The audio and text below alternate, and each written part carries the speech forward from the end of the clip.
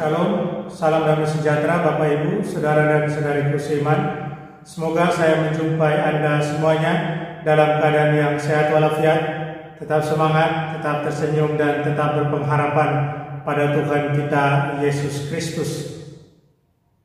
Saya Pater Adityala SPD senang berjumpa kembali dengan Anda dalam perenungan harian Sabda Tuhan Embun Sabda Jumat 15 Januari 2021. Saudara dan saudariku seiman, hari ini saya ajak kita untuk merenungkan soal kuasa pengampunan dosa, dan dengan kuasa pengampunan dosa yang datang dari Yesus itu menyembuhkan sakit-sakit rohani kita, kelumpuhan rohani kita, kekustaan rohani kita. Hari ini juga saudara dan saudariku, kami para Romo dan Bruder SPD serta para suster SSPS dan juga SSPS HP, kami merayakan pesta Bapa pendiri kami Santo Arnoldus Jansen yang pestanya jatuh pada tanggal 15 Januari setiap tahun. Saudara dan saudariku seiman, dalam bacaan Injil hari ini di liturgi hari biasa, kita akan menemukan beberapa poin penting yang bisa kita renungkan bersama. Yang pertama, Yesus mengajar penuh kuasa. Dan karena mengajar penuh kuasa, wibawa, penuh dengan otoritas, semua orang mau mendengarkan dia. Semua berbondong-bondong mau mendengarkan dia, sehingga dikatakan dalam Injil tidak ada lagi tempat, bahkan di muka pintu pun tidak. Semua orang antusias mau mendengarkan Tuhan Yesus. Itu poin penting pertama yang perlu kita perhatikan, perlu kita renungkan. Yang kedua, iman beberapa orang yang datang membawa orang lumpuh. Hal ini juga yang baik untuk kita renungkan. Mereka membawa si lumpuh dan mereka mau Yesus menyembuhkannya.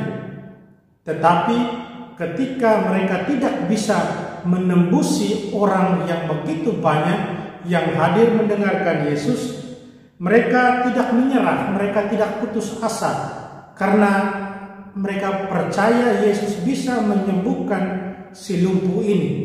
Mereka buka atap tempat di mana Yesus berada sedang mengajar, dan mereka turunkan si lumpuh ini tepat di hadapan Yesus. Satu perjuangan persaudaraan, satu perjuangan iman untuk sampai pada Tuhan Yesus. Luar biasa. Iman yang ada menolong orang yang tidak mampu dan membawanya pada Yesus. Itu poin yang kedua. Poin yang ketiga, Yesus secara luar biasa mengampuni dosa si lumpuh sebagai tindakan pertamanya. Mungkin mereka berpikir Yesus akan langsung menyembuhkan si lumpuh dengan membangkitkan dia dari kelumpuhannya. Tetapi tidak demikian. Yesus mengampuni dosa-dosa daripada si lumpuh. Yesus mau spiritualnya yang pertama-tama harus dibangkitkan.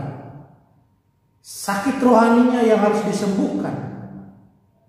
Dan kemudian poin keempat, Yesus menegaskan kepada semua yang hadir bahwa dia sebagai anak manusia punya kuasa untuk mengampuni dosa. Dan dengan menunjukkan kuasa pengampunan dosa ini, saudara dan saudariku, hemat saya Yesus sebenarnya mengundang orang banyak yang hadir juga untuk datang kepada dia dan menerima pengampunan dosa. Tapi sayang itu tidak terjadi. Kita tidak mendengarnya dalam Injil. Poin yang berikut, yang kelima, adalah soal ketakjuban dari orang-orang yang hadir. Mereka sungguh takjub melihat Yesus yang mengajar penuh otoritas, dan bukan hanya demikian, tapi Yesus mengampuni dosa dan kemudian membangkitkan orang yang lumpuh itu kemudian bisa berjalan kembali. Satu hal yang luar biasa yang mereka tidak pernah alami. Tapi sayang bahwa ketakjuban itu tidak ditindaklanjuti. Ketakjuban hanya sekedar ketakjuban, tidak ada tindak lanjut positif. Saudara dan saudariku, terus apa yang bisa kita bawa dari baca Injil hari ini? Pesan Injil saya kira sangat jelas buat kita, yaitu sebagai pengikut-pengikut Yesus, kita diundang untuk selalu mencari Yesus dan tidak pernah menyerah untuk mencari Dia, agar supaya Dia bisa menyembuhkan sakit-sakit rohani kita, apapun itu, kelumpuhan rohani kita, kekustaan rohani kita, agar kita boleh mengalami kesembuhan lewat pengampunan dosa dan kemudian bangkit kembali untuk memberi kesaksian tentang Dia.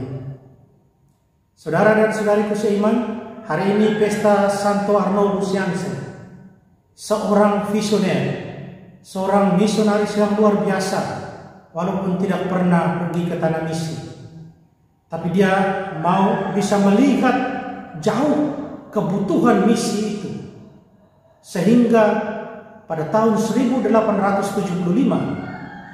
dia mendirikan Serikat Sabda Allah, dan kemudian dilanjutkan dengan kedua serikat misi yang lain, SSPS dan SSPS HP.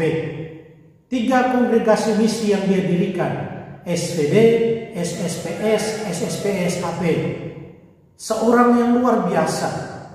Ketika dia mau mendirikan kongregasi ini, seorang uskup pernah mengatakan, orang ini atau tidak dia gila, atau tidak dia kudus. Seorang yang sangat-sangat visioner, misionaris luar biasa, dan juga orang yang sangat menaruh iman pada Tuhan Yesus. Dia percaya pada Tuhan. Dia percaya segala sesuatunya mungkin dengan kuasa Tuhan. Otoritas Tuhan akan berikan, kekuasaan Tuhan akan berikan untuk bersama Tuhan pergi ke misi mewartakan kasih Tuhan. Saudara dan saudariku, juga pada pesta Santo Arnoldus Jansen hari ini, semoga kita sekalian semakin diberi kekuatan untuk bermisi, untuk mencari Tuhan, agar kita disembuhkan, agar kita boleh bersaksi lebih baik lagi tentang Tuhan dan kasih setianya.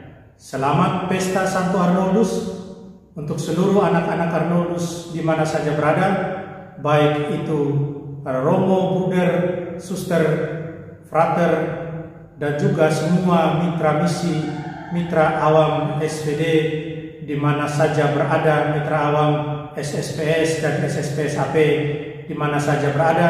Selamat pesta Santo Arnoldus Jansen. Saudara dan saudariku seiman, mari kita mohon berkat dari Tuhan agar kiranya kita semua dikuatkan. Allah Bapa kami, terima kasih untuk segala berkat rahmat karunia yang sudah kami terima. Bantulah kami selalu mencari Engkau, agar dengan menerima rahmat pengampunan daripadamu, kami semakin dimampukan untuk memberi kesaksian tentang misi kasih setia, misi cinta. Tuhan, semoga para romo, para bruder, para suster, kongregasi yang didirikan oleh Santo Arnoldus semakin setia dalam mewartakan cinta kasih-Mu. Tolonglah mereka Tuhan, tolonglah kami semua. Amin.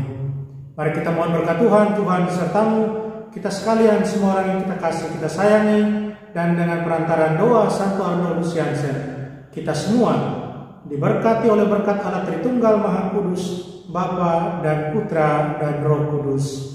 Amin.